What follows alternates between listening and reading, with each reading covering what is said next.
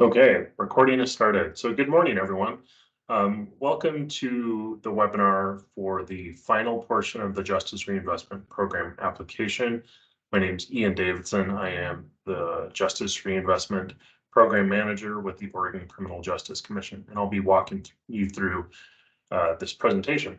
So first up, I've mentioned this in a couple other meetings, so if you've already heard this, please forgive me. But because this is a change, I think it's bears repeating. So internally, we are now referring to the grant program that we administer that deals with justice reinvestment as JRP. So the Justice Reinvestment Program. As I think all of you on this call know, for a decade now, we've been calling it JRI. That is a little bit of a misnomer, and it's now becoming increasingly more confusing. Part of that is because the Justice Reinvestment Initiative, that's what the I stands for, the initiative now includes two grant programs. One of the grant programs is JREP, the Justice Reinvestment Equity Program grant, and that is a program that is administered by an entity that is not a state agency, that is not us, it's the Northwest Health Foundation, though it shares the same goals of the Justice Reinvestment Initiative. And then there is our program, JRP, the Justice Reinvestment Program. So chances are I will probably on occasion refer to our grant still as JRI. If I do, I'm just human.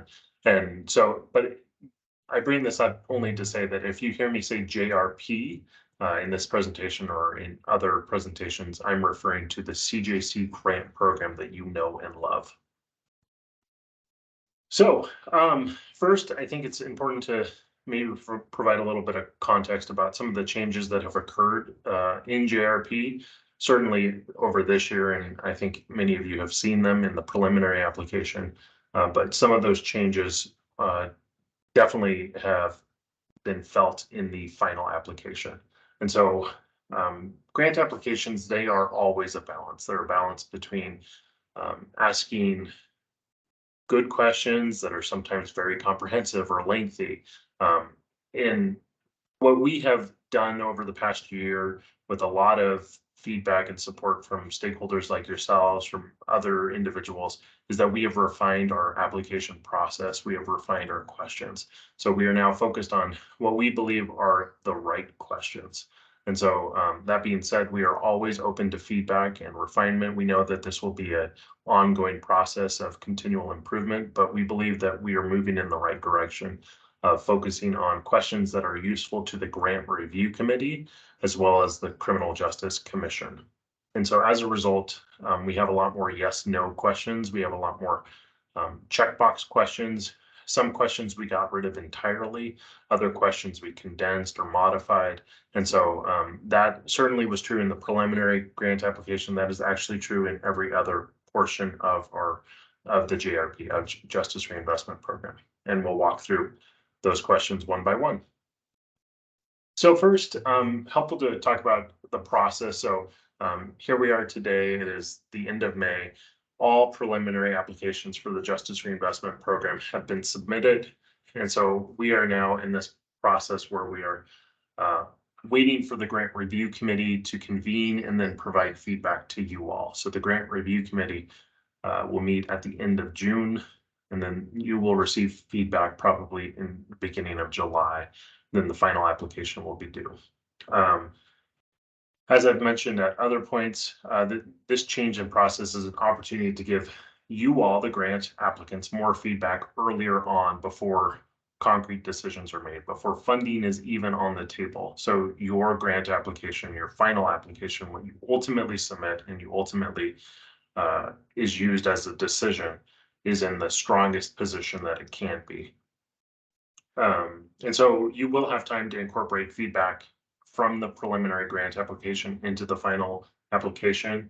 And it also has an added benefit of allowing counties more time to focus on the other parts of the Justice Reinvestment Program. So for you all who have submitted preliminary applications, you can now turn your attention towards the evaluation. If you're intending to retain the funding, the competitive if you're intending to apply for that, and certainly work with your victim service provider partners to have them put together their application.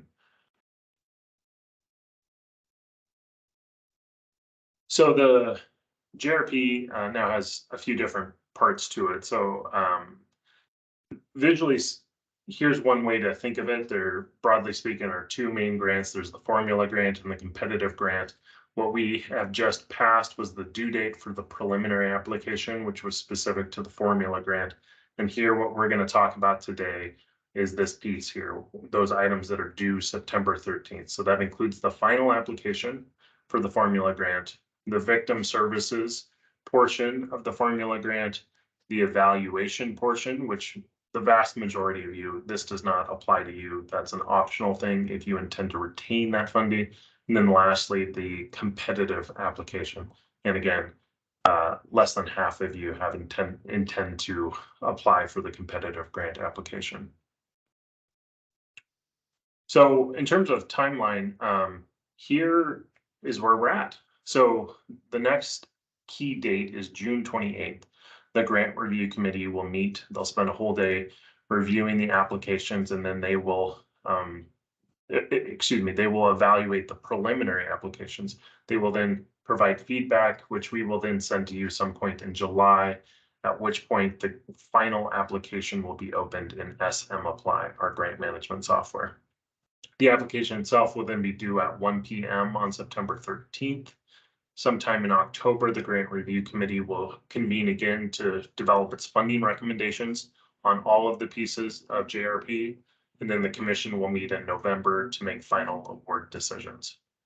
And so you'll notice here that the grant management software, SM Apply, doesn't actually even open until July. That being said, please do not wait to start your applications until then. We actually released questions at this point, I think a month ago. And so even if you were to start today, you would have a 1 month head start on when that information, when our grant management software would go live. And so I would strongly encourage you to begin drafting answers to those questions. The questions are available on our website, in our solicitation, our request for grant proposal online, and on the Justice Reinvestment webpage. Emails were also sent out. And so go ahead and open up that PDF, copy the relevant questions, put it in the Word document, and begin developing answers to those questions. You've got a bit of a head start, and so we would like you to make the most of that head start. And speaking of racing metaphors, you are almost at the finish line. And so the finish line will come due September 13th, and that's when all pieces of the final application are due. And here are the 5 key pieces of the final application. There are changes to the preliminary application, the formula grant budget, victim services, and then there's these 2 optional pieces, the competitive grant and the evaluation. We'll go ahead and talk through those one by one. And as you will see very quickly, there's, after victim services, if this information is no longer relevant to you, you don't need to stay on the webinar. You can go ahead and hop off. And I should have mentioned this at top. If you have questions, please do raise your hand. I suppose your virtual hand, or put a question in the comment. We'll do our best to answer each question that comes through. Avery, my colleague, she will help me field some of those questions on Teams. And so as they come up, please, we'll do our best to respond to them. But once we cover the information in the preliminary application, the formula, grant budget, and the victim services, if you want to hop off, please feel free to do that, because we'll continue on to covering the competitive grant. But again, most of you aren't applying for that. And then the evaluation grant, only 2 of you are applying for. So if you have better things to do, please do feel free to hop off. So Ian, we do have a question in the chat. Yeah. Is there a specific date in July the phase 2 application becomes available on the CJC website? No, there's not a specific date. Part of that is because we're working under some moving targets. we won't release the budget, for example, until we know how much money is in the Justice Reinvestment Program. And that depends on some legislative action. That depends on our operations team putting things together. And so we're not committing to a firm date. We do believe it'll probably be after the holiday of the 4th, so perhaps the second week in July. But again, you can get a jump start on responding to those questions in a Word document. And regardless, we strongly recommend that you develop answers to your questions in a Word document, because Word documents are far less likely to accidentally delete themselves than a grant management software. All right, and then we have another question. Is the September 13th at 1 p.m. deadline Pacific Standard Time? It is Pacific time. I don't know if it's standard or daylight at that point, but yes, Pacific. I would like to do it. Yeah, because I have some that like years ago. Okay. So here we'll talk about the formula application. There's two pieces that we'll cover. The first are changes to the applications. So once the application is live once the grant management software is opened back up to you all. So this is after the grant review committee has convened, provided feedback, and once we know the budget figures for the Justice Reinvestment Program. This will be open to you, and you will have an opportunity to edit questions or edit answers that you have provided in the preliminary application. For most of you, you probably will not make changes to the particular questions in your preliminary application. If information has changed, for example, if you had proposed a program when the application was due, but you as a community have ultimately decided to change programs, you would then need to go into the application and make changes to that. If the grant review committee recommended changes or had questions around your application, they needed further clarification, that would be an opportunity for you to then again go into your application and make changes. And so here's how that would look. You would go into your SurveyMonkey apply, and here, this is probably very familiar to all of you who have now submitted applications. You would see what items that you have completed. They will be green, and then you will go ahead and let's say that there was feedback provided to you or questions around the consultation of data dashboards. And so you would select here and then hop on over and click these three dots. There would be a drop down, and then you select edit. And then you are now able to make edits to the text here on this question, for example. So you could provide further context around your prison use dashboard and what might be impacting prison usage. If that is if that's an example of maybe what the grant review committee wanted some additional information on. So I want to pause here to see if there's any questions on how you might make changes to the preliminary application.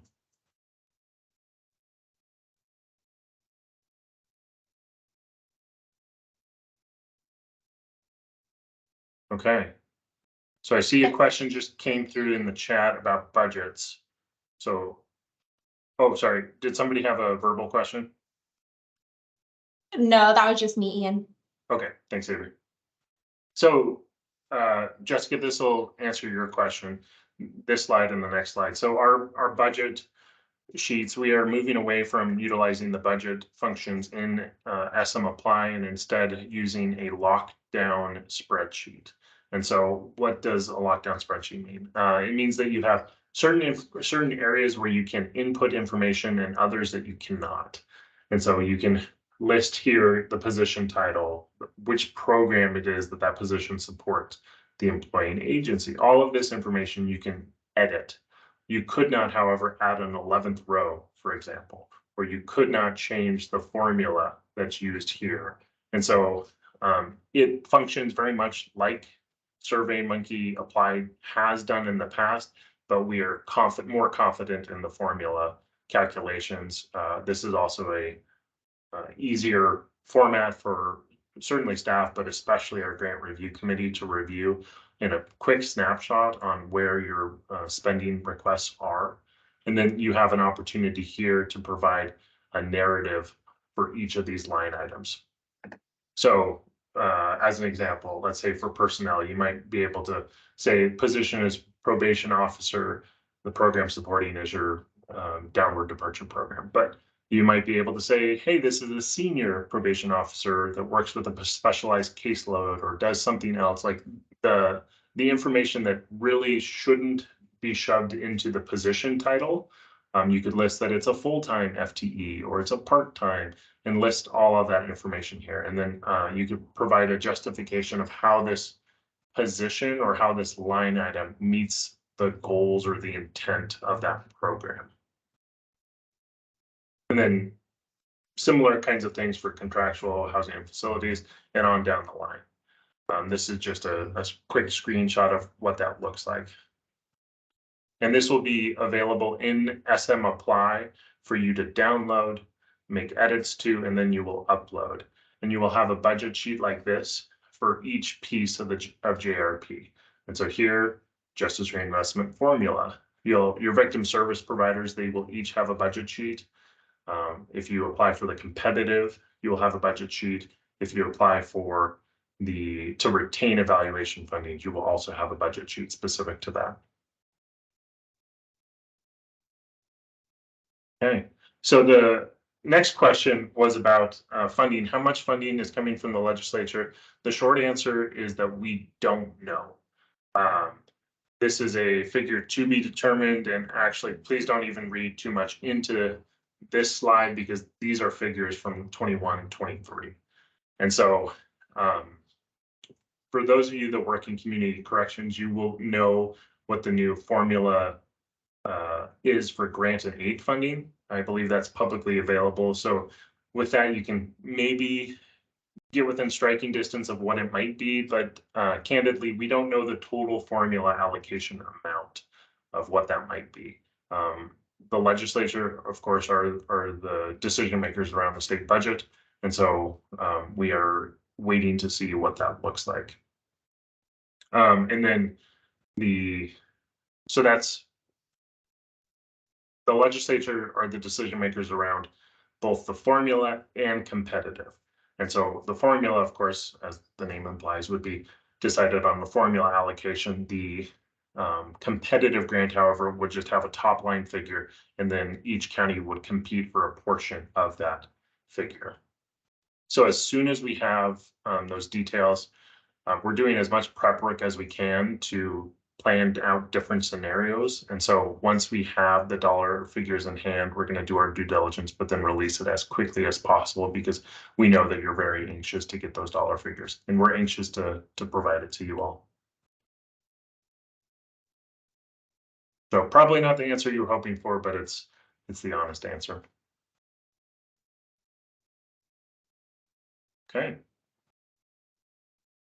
So next up is victim services, and this is specific to the formula grant. So as you will recall, at least 10% of Justice Reinvestment grant funds must be allocated to community-based nonprofit victim service providers. And we periodically get this question, so I think it's worth reiterating that it's community-based nonprofit victims service providers. So it could not be a government entity that receives that funding. And that each victim service provider, whether it's 2 or 7 different victim service providers that receive funding in your county, they each must submit a complete separate application or a narrative and budget. They should not be combined. They should be separate applications that you add individually. So next we'll go ahead and walk through the application questions themselves for the victim service provider. So if you are a county employee or you work with the victim service providers, I would again strongly encourage you to pass along the application questions that you have now so they can get started answering those questions right now, well in advance of the September 13th deadline. So these questions will look similar to past biennia questions, but with some pretty important changes. We removed questions that were not strictly necessary. As I mentioned up top, we've spent a lot of time and thought thinking through what were the right questions, what were good questions, what questions were useful to the grant review committee, to the and to staff and to the commission as well. And so we are, as you'll see here, we're moving towards more check boxes. In a bit, you'll see what used to be one question that was very large and unwieldy is now broken into a few smaller questions. And all of these changes, they were done in consultation with a focus group of victim service providers from across the state, as well as members of the panel that reviews the victims' 10% applications. And so while, of course, we're open to feedback, we believe that this is an improvement. And so as you go through it, if you do have feedback for us or questions, please do reach out, let us know. We are interested in continuing to improve this process. So again, this is per provider, so you'll list relevant information for each provider. You'll have a description of that provider. So are they a DVSA, a CAC, a CASA? Do they work with human trafficking? Are they bias incidents services, something else? So checkbox there. And then here's a question around the eligibility. So again, it must go towards a victim service or a nonprofit community-based victim service provider. So which of these checkboxes is relevant to your organization? Are you a community-based nonprofit that serves victims of crime? Do you receive DHS, DOJ, VAWA, or VOCA funding? Yes. And then is your organization a qualified victim service provider, or do you employ advocates with privilege under ORS 40.264? So again, select all that apply. And then moving on to the description of proposed services, we have provided word limits for these questions because that was actually one of the pieces of feedback that we received that the victim service providers really appreciated. So describe what services will be provided to victims of crime with this funding and what measures you will use to track services provided. The next set of questions are all relevant to this Oregon administrative rule, which kind of dictates what this victim services funding can and can't do, or what it should be used for. And so we'll ask this question: how will the proposed services address the needs for services in the community that target marginalized, underserved populations? And these next set of questions, they were all asked previously, but they were in a very large and unwieldy question. So now we broke them up. How will the proposed services address access barriers such as, but not limited to, language, literacy, disability, cultural practices, and transportation issues? Will the proposed services increase capacity for geographic areas where services are difficult to access, limited, or non-existent? And that one's a yes, no. Are the proposed services trauma informed? Yes, no. Do you use OSNIUM for existing data collection requirements? Yes, no. If no, identify what data, including but not limited to demographic information of victims serves, will be collected. Word limit there of 200, and then with a text box. And then we'll ask whether or not this organization is a culturally specific organization. And I want to stress here that it is completely fine if your organization is not a culturally specific organization, as defined in Senate Bill 1510 from the 2022 session. We have been tasked with gathering information about it. So please answer that question honestly. The answer will not, somehow dictate funding. It is a data gathering question. And then in a similar vein, does this program provide culturally responsive services? So that's similar but distinct from the previous questions with definitions down here. Again, yes, no. If yes, please briefly describe. And so that rounds out the questions we have for the victim services portion. So if your county, let's say you award funding to 3 different organizations, each organization would answer these questions independently. They would answer, or they would provide budgets independently, and then you as the county would then go into SM Apply, upload those budgets, copy and paste the answers into SM Apply. So any questions about the victim services portion? Let's see, Lily, select all provider description. right here. Let's say, yeah, we have something like an IRCA, which, has a million Hmm. different services. I think we're only going to do trafficking. So that Yeah. one fixes that. But if we had more than one pot, which is possible, would we just select other and describe? You can select all of these in a drop down, right? I don't recall if you can or can't. We'll look into that. But in the case of ERCO, if the funding is specific to, oh, I'm seeing Avery answered here. Yeah, other's a good option there. So if ERCO is doing both human trafficking and bias incident services, let's say, you would select other and indicate both. Okay. But that's only if they are both being funded with victim services, JRP victim services funding. So they as an organization might do many things, but it's what is it that the JRP funds are being used for? Gotcha. Thank you. Thanks for the question. Okay, so next up is the competitive grant. So many of you will not be applying for that. And so I'd again say that if you want to leave at this point, you're welcome to. So this, as a reminder, is a competitive grant, so it's not formula. You are competing against other counties for a portion of this funding, and it is focused on downward departure prison diversion. So as I mentioned, the funding is not fixed by formula. And so these bullet points here are all found in our solicitation. And so this is when you think about like, oh, what are the requirements of the competitive grant? It is the items found in the solicitation. So here I've bullet pointed a few things, but the end all be all resource for consultation on what is and is not allowable or what is a strength or a weakness as it relates to the competitive grant will be found in the solicitation. So the funds awarded must be used to A, support key personnel that increase local capacity to engage in a downward departure prison diversion program, or B, provide training directly related to the development or operation of a downward departure prison diversion program.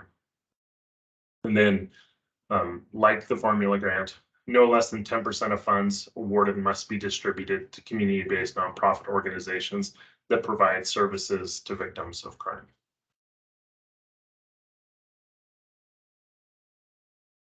So the competitive grant application has a few different components. We'll go through them one by one. We're going to be talking about target population, program design, program impact, and then lastly, victim services. So first up, target population. So many of these questions will look very familiar to the formula grant application and the preliminary application. That's by design. So for your target, so again, this is for your downward departure program. So who is the target population of your downward departure program? So is it a gender specific downward departure program that you're seeking funding for? If so, maybe you'd select, okay, yeah, it's a female specific program. Okay, wait a minute. If not, if it's open to all genders, you would indicate that. So it's a checkbox that is specific to your program. For race and ethnicity, if it's a generalized program, so it's not a race or ethnic, if it's not a specific program to a particular race or ethnicity, you would simply select all. For other historically underserved communities, you could select the option that we have provided here, or if it's a different population that you are specifically targeting, not just that you generally serve, but you are specifically targeting, you go ahead and list that in the text box here. And then risk level, high, medium, low, select all that apply. We also ask questions around crime type. And so again, similar to the preliminary application, so driving offenses, property offenses, drug offenses. If other, go ahead and list those ORS numbers or provide the crime type categories. And then if you'd like to provide additional context, you can provide that here. And so if there are, certain, like you accept certain criteria of crime type, but there are conditions where in which you would not. And that's not answered by other questions down below. You could provide that detailed or that contextual information there. Same with here for if there are exceptions to the crime types, like you might do driving offenses, but you are excluding unlawful use of the motor vehicle, in which case you would indicate that here. Residency requirements. Are there any residency requirements for your program? And if so, must they be a resident of your county or of a nearby county, or is it generalized to the state of Oregon? Or is there some other residency criteria that you all use in the decision matrix for whether or not a person can become a participant in your downward departure program?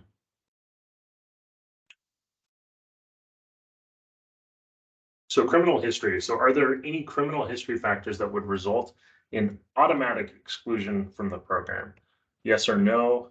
If yes, please list the criminal history factors that would result in an automatic exclusion from the program. So if somebody, what I've seen some counties do is they'll, accept property, drug, and driving crimes, but if that person has a criminal history of sex offenses, they will be excluded from the program. That's an example of what some counties have done. Perhaps your county has a similar or different exclusion criteria, in which case we want to understand what the parameters of your program are. So you would provide that information here. For other, if any, please specify, if you select other, please specify what other conditions or criteria influence sentencing decisions that are not addressed in the above section. So is there anything else that we, CJC staff, or the Grant Review Committee, or the Criminal Justice Commission should know about your program and who it is that is served by the downward departure program?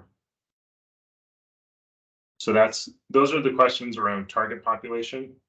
For program design, we'll ask you to briefly describe your downward departure program, and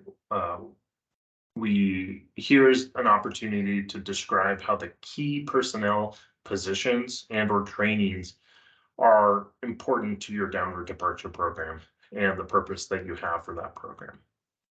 And so describe the program generally, how it interacts. It doesn't have to be a particularly long answer, but we need to have a good understanding of what your program is and why the positions or trainings that you are requesting funding for are essential to the operation of your downward departure program. So again, because this is a competitive grant, please be very thoughtful about how you answer this question and all of the questions, but in particular this one, and the interplay of what your program is and how those positions and trainings help that program succeed. So which assessments will be used to inform the downward departure sentencing? So you'll go ahead and select all that apply. When you do select one of these items, you will have some follow-up questions here. So how is this assessment used to inform downward departure sentencing? So, and then here's an example answer to give you an idea of what it is that we're looking for. And so when is that assessment completed? So in the timeline of events, when is it completed? Who receives the result of the assessments? For example, it might be sent to the courts, to the DA, the defense counsel, or to whom does it go to? And so these three questions will pop up for each one of the assessments that you select here. And then if there are others, please specify what those assessments are, and then you'll go ahead and answer those questions as well. So for the referral process, these questions will look very similar to past applications. We'll ask you to, so we've already talked through the target population, right? So if a defendant meets all of the eligibility requirements as part of your target population to participate in the downward departure program, who is the decision maker at each step in the process? For example, the following steps may exist in your process where decision making should be identified. So candidate identification, the assessment, like if somebody goes through the assessment process, who decides whether or not that potential client continues? Follow-up specialized assessment, sentencing recommendation, sentencing. And so we want a good understanding of the decision points and the decision makers at those points there. For a question like this, you can, of course, use bullet points. That might be most helpful. We're really looking for the information, not a grand narrative on how it all works. For supervision, what is the caseload ratio for probation officers to clients in this downward departure program? If this caseload ratio is different from standard supervision in your county, please note how. What is the process when a client violates a condition of their supervision? If this process is different from standard supervision in your county, please note how. Service capacity. We got competitive grant funding may not be used to support wraparound services or sanctions for program participants such as treatment, housing, or peer mentors. So applicants are strongly encouraged to use their formula grant funding to build appropriate local service and sanction capacity. So the competitive grant funding, to reiterate this, is for key personnel and relevant training for your downward departure program. The wraparound services that help those clients should come from other funding sources, including but not limited to the formula grant for JRP. So with that in mind, taking a look at service capacity, does your county have the capacity to provide the appropriate levels of service listed below to downward departure clients? Substance use treatment, yes, no. If no, briefly describe why you do not presently have the capacity to adequately provide substance use treatment and what steps you will be taking to increase that capacity. So I know many counties are having challenges filling positions. So if that is your particular situation and if that's relevant to substance use treatment, you would indicate no, and then talk about the challenges that you are experiencing, the plans that you and your partners have in place to overcome those challenges, and maybe what steps you've been taking to get that, or how close you are to meeting the service capacity levels that are needed to adequately serve this population. Similar to housing, so again, Oregon, the whole state is in a housing crisis. If you do not have adequate housing in place to be able to serve those clients, please articulate that, to talk about the challenges, talk about what steps you, your partners, or different organizations might be taking to close that gap. Similar for peer mentors, do you have the capacity? If not, please tell us why. Mental health treatment, same question. And then if there are other service capacity or support things that you would like to flag that you provide to these clients, please specify here. So that's an open-ended question. There could be a couple things that you would like to include, in which case go ahead and do that in that other category. Next up are local sanctions. So does your county have the capacity to provide appropriate levels of sanctions necessary to serve the downward departure clients? So, for example, could you address the availability of jail beds, community service options, monitoring equipment, or other types of capacity that are needed to provide local sanctions? Next up, are structured sanctions used for every downward departure? Yes, no. If they're not used for every downward departure, specify what the conditions are in which a structured sanction would not be used. Is there a word capacity for the narrative questions in the competitive grant? No, there is not a word limit. So please don't be overly verbose, but we want comprehensive answers. And so I mentioned specifically one question where you could provide bullet points. If you wanted to, if you thought it would be helpful to do bullet points for every question, you certainly could do that. So we want comprehensive answers, not necessarily long paragraphs. So comprehensive answers, not long answers. Let's see. If structured sanctions are not used for every downward departure, specify what the conditions are in which a structured sanction would not be used. And for revocations, describe the process for revoking program participants. So what's the decision process there? Is it is it always a consultation between the DA's office, the probation officer, who's involved in that decision making? That'll be local to each county, and so you'll be able to answer that question. Next up, and perhaps most importantly, since this is a competitive program, is the question around program impact. And so we are encouraging you to take a look at two of our dashboards.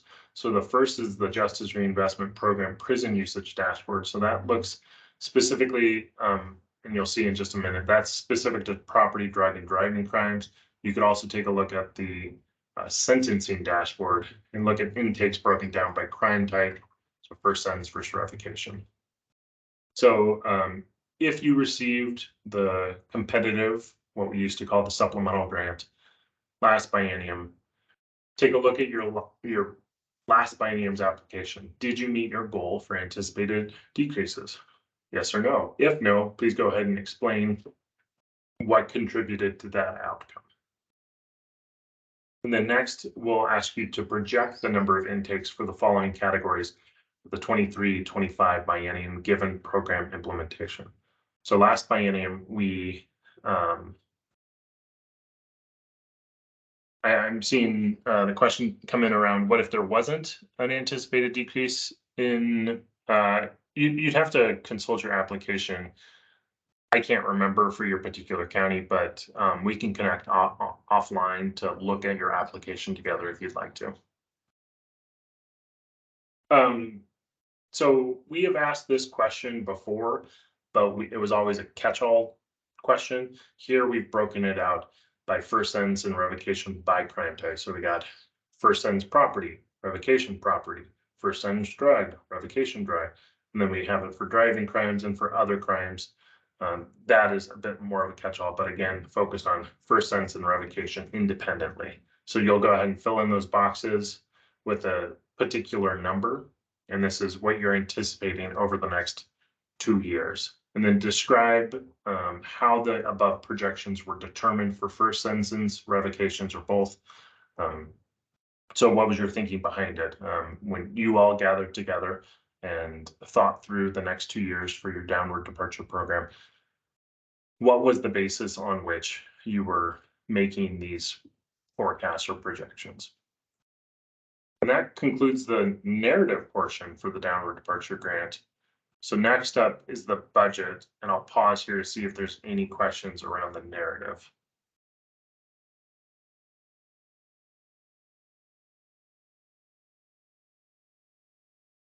Okay, so for the competitive grant budget, we'll be using a budget sheet like what I shared with you before. It will be specific to the competitive grant. And then, so we'll ask you to list those budget line items. However, because the competitive grant is specific to key personnel and training for the program, here in the red box, the narrative for each specific line item will be particularly important. Here is an additional spot where you will argue for each of those line items to be a key personnel to the success of your downward departure program. And so you now have 2 opportunities to make that case, and that'll be kind of the key decision on funding or the level to which funding you will receive for the downward departure program. So we have a narrative question, and then you have a second chance to provide relevant information in the budget itself.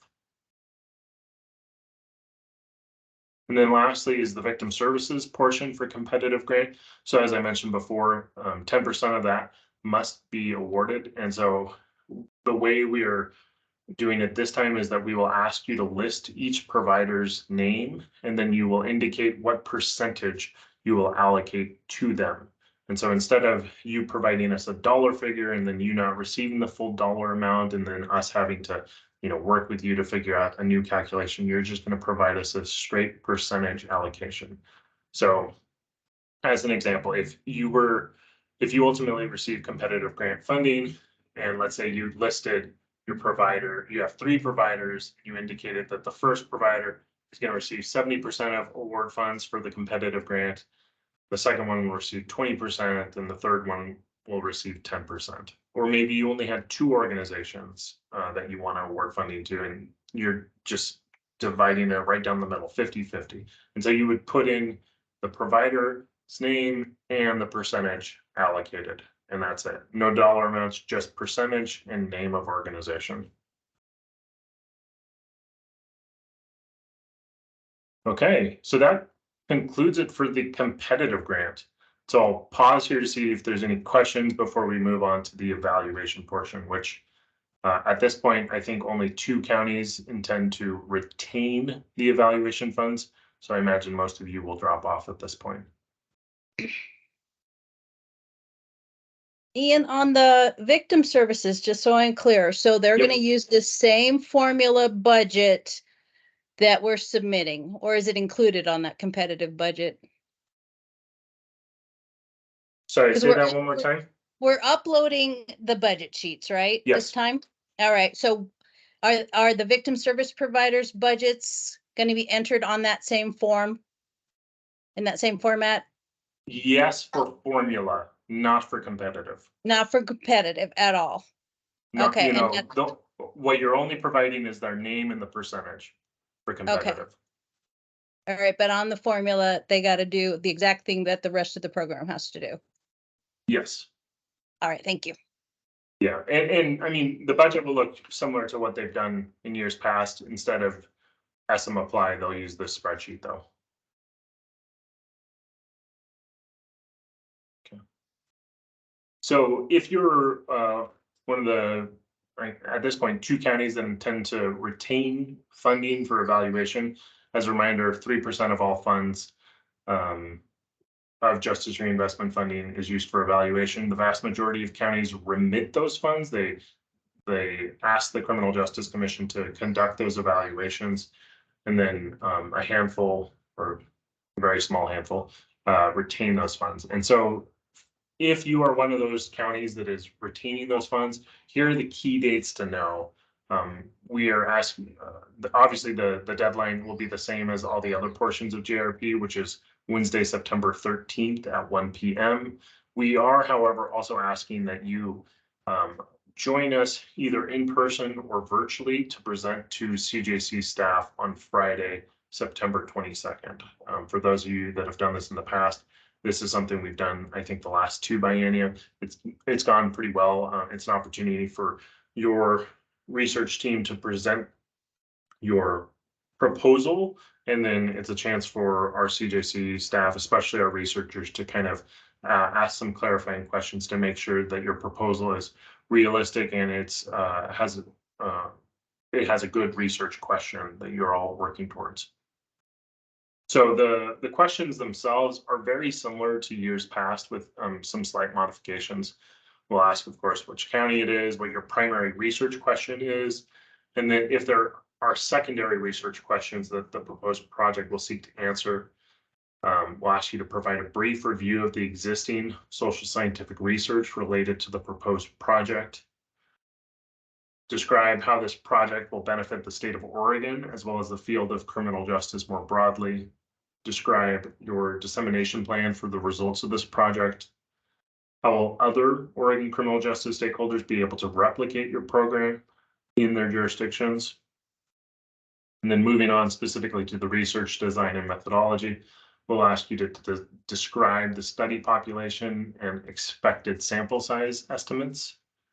We'll ask you to describe the control group if you're doing a randomized control trial. If an RCT is not possible, please explain how the proposed research will employ a quasi-experimental design. We'll also ask you to list or identify which statistical methodologies will be used to analyze your data. To talk about if the project involves the collection of primary data, please describe the IRB process that you will use and expected IRB timeline for this project. We'll go ahead and ask you to list project deliverables and expected completion dates, including the following key dates, or rather items. So IRB approval letter, when you expect to get that if you are And in most cases, I think you will need IRB approval. Quarterly updates on research progress and recruitment, a written report of study results. And then if you're using a subcontracted research, provide a plan for the overall management of the project. And if you're cooperating with another county or multiple counties to increase sample size, specify how fidelity to the program between or among those counties will be monitored and maintained. So that's the totality of the questions for the evaluation. And then, of course, there's a budget as well, that we will ask for, and it will look just like the other budgets. So that concludes the presentation that I have prepared for today. So I'm happy to answer any questions if you all have any.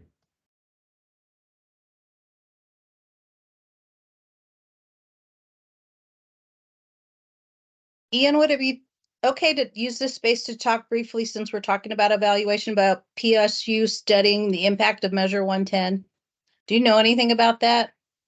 Because they came in and we weren't really sure if we can answer their question. So is CJT or somebody trying to figure out whether Measure 110 changed the way that we're operating JRI or JRP kind of programs? Well, so actually, the short answer is I don't know. Okay, That question no is worries. probably best for Kelly Officer. Okay, yeah, I'll follow up Yeah. with her. Other questions?